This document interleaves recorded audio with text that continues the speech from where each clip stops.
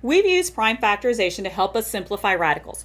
We can also use prime factorization to find the square root of a value. Let's start with 25. When we break that down, that breaks down simply into 5 times 5. When we want to use it to find the square root, though, we're going to take our prime factors and put them into two identical groups because we know square numbers are the value times itself. In this case, that's simply 5 times 5 to give us 25. So 5 times 5, or 5 squared, gives us 25. This tells us the square root is going to be 5. Let's look at something a little bit larger. Here we have 36. Now there's several different factor pairs of 36, but no matter what factor pair you choose to follow, we should all wind up at the same conclusion. 2 times 2 times 3 times 3 is its prime factorization. Now that we have more than two prime factors, this is where we need to create two identical groups. So there's a 2 and a 3 in each group. So one value times itself is going to give us 36.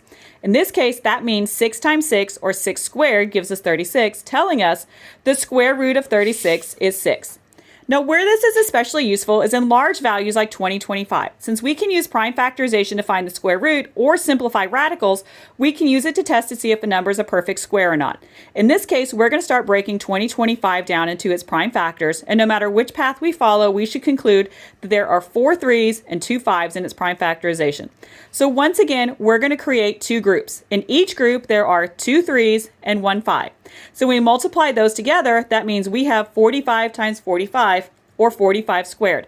This tells us that 2025 is a perfect square with a square root of 45.